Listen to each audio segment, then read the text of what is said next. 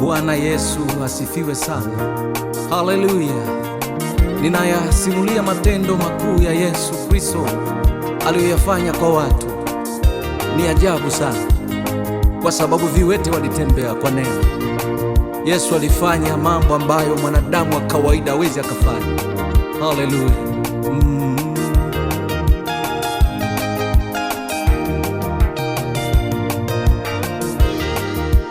Yesu ajabu, Yesu ajabu, Yesu ajabu, ajabu, ajabu.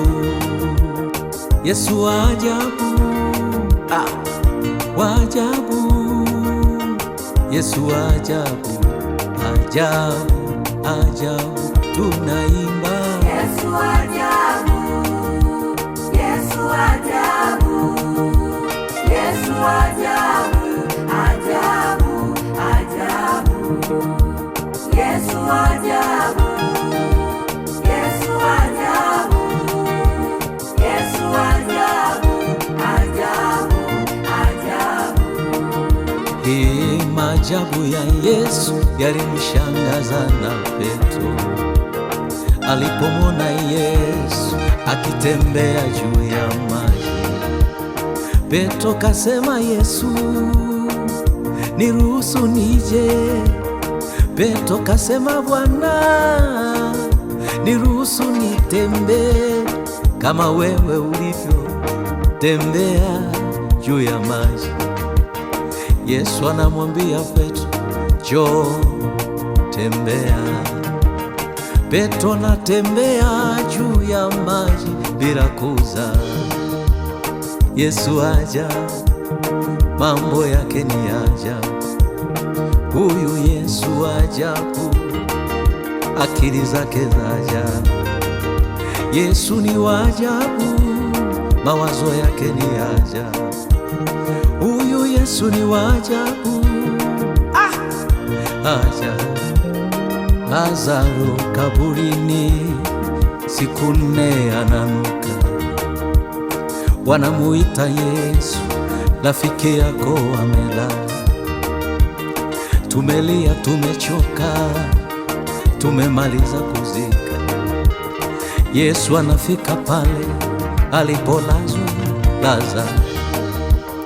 Ni siku ya 4 sasa, yuko kaburini ananuka. Yesu anafanya maajabu, maajabu. Yesu anamwita Lazaro, Lazaro anatoka kaburini. Yesu anamwita Lazaro, Lazaro anakuwa hai. Watu wanashangaa, makutano wanashangilia. Watu wanashangaa, Martha anafurahia. Yesu ni wa ajabu, anafufua wafu bila damu. Yesu ni wa ajabu, anaponya magonjwa bila damu. Yesu wa ajabu, ameniponya na mimi jeje. Yesu wa ajabu, amemponya mama yangu kansa. Yesu wa ajabu, atakuponya na wewe. Yesu wa ajabu, Yesu ajabu, Yesu ajabu, Yesu ajabu, ajabu, ajabu. Yesu ajabu, Yesu ajabu, Yesu ajabu, ajabu, ajabu. Yesu ajabu, Yesu ajabu, Yesu ajabu, ajabu, ajabu. Yesu ajabu, Yesu ajabu, Yesu ajabu, anafufua wafu. Yesu ajabu, Yesu wetu. ajabu, ajabu.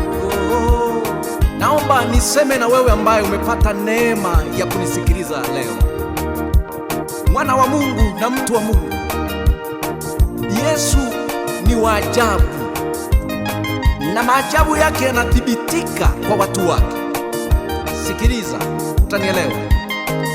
Yesu ni wa ajabu, anaponya magonjwa bila dawa. Nani amewahi fanya?